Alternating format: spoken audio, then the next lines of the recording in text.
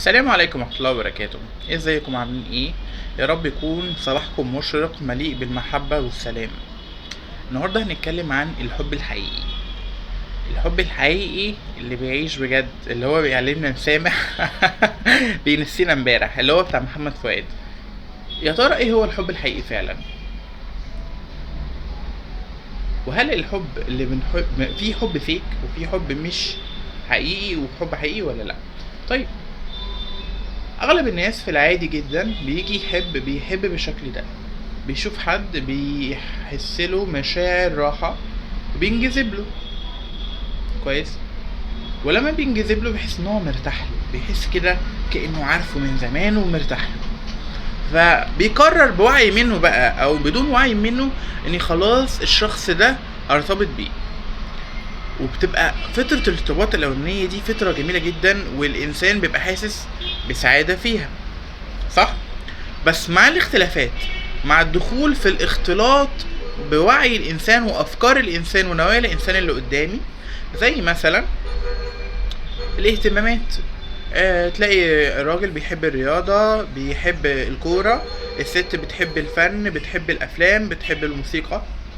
فلما الاتنين يجوا يعملوا حاجات بيحبوها سوا، تلاقي كل طرف عايز يشد التاني للفريق بتاعه.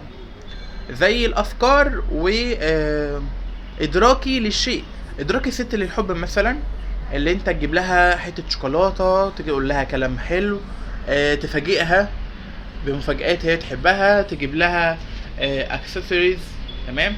الراجل مفهومه ممكن يكون للحب ان هو يقف جنبها، ان هو يعمل معاها مواقف، ان هو يحميها. فتبقى الست حاسه بعدم رضا وحاسه ان هو مش بيحبها، وهو الراجل حاسس ان هي مش بتقدره.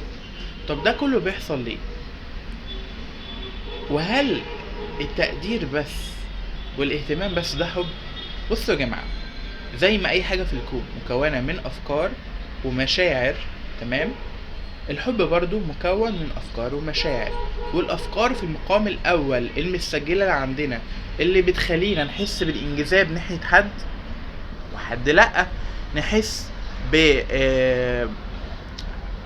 مشاعر حلوة تجاه حد وحد لأ، وفقا لافكارنا. يعني الولاد مثلا يقول لك انا بحب البنات اللي بتلبس اللبس الفلاني، بينجذب له. هو هنا كلمه احب قصده ينجذب. وبحب البنت اللي بتتكلم بالاسلوب الفلاني، برتاح للانسان اللي بالستايل الفلاني لما يعمل كذا. يبقى الافكار هي اللي تحدد كل حاجه. تمام. وجميل اللي انت تحس انجذاب ناحيه حد، تحس بمشاعر حلوه ناحيه حد، بس لو مفيش توافق عقلي، ايه اللي هيحصل ان الحب ده طبيعي غالبا بيموت. ليه؟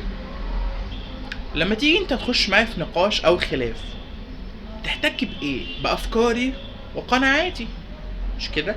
واي حد بيخش في خلاف بيحتك مع الشخص التاني بافكاره وقناعاته. وانا واحد من الناس، يعني الموضوع ده اتهرس معايا لاني ارتبطت. كان في علاقات كتير في حياتي وشفت ده. وزي اي شاب مصري في بداية حياتي، كان الحب بالنسبة لي البنت جميلة اعجبت بيها، ولو فيها اي مشكلة هنتطور وهغيرها.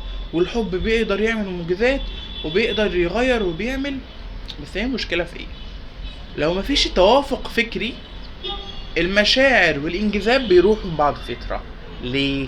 لان المحرك الاساسي في الحياة الافكار. فاهم خطوة عشان تقول لحد انا بحبك، اللي يبقى فيه توافق فكري ما بينك وما بينه. يعني ايه توافق فكري؟ يعني انت عندك معرفة، ايه ادراكي للامور، ايه ادراكي للحب، ايه ادراكي للحاجات اللي بتضايقني، ادراكي للخير، ادراكي للشر، حتى ادراكي لربنا ازاي اعبده. وانت على توافق معايا، يعني تقبل لفكري. تقبل يعني ايه؟ يعني انا سامح بقبول الفكر ده في حياتي، واني اتعامل معاه بشكل يومي. تمام. دي اهم خطوة، ولو انت عاملها تقدر تقول على نفسك انت بتحب حب حقيقي.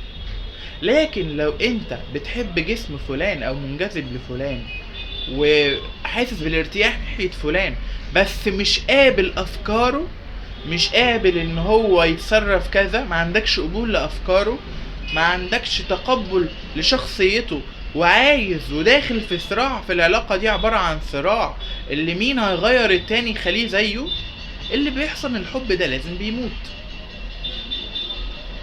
فالتوافق في الاساس هو التوافق الفكري، هو اساس نجاح العلاقة، لانه هو اللي الحجر الاساسي بيبان عليها توافق المشاعر وكمان الاحساس بالانجذاب.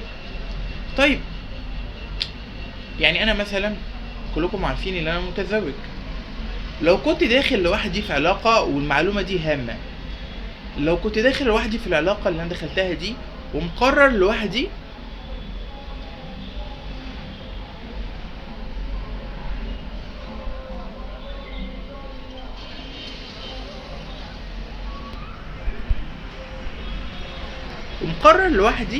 اللي انا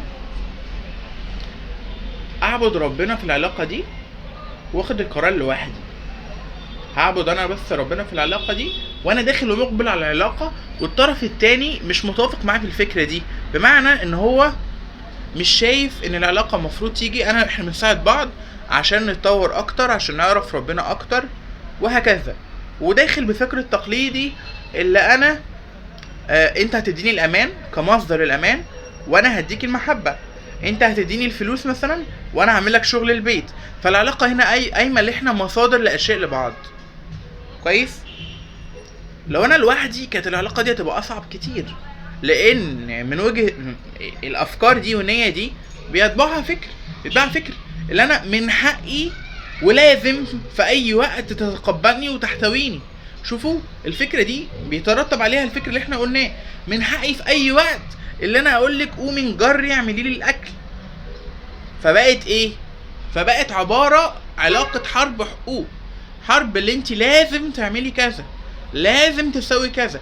فهو عبادة ربنا بتحررنا لما تبقى علاقتك حرب، لازم تعمل كده عشان انت بتحبني، لازم تسوي كذا عشان انت بتحبني. طبيعي كل انسان هياخد ايه؟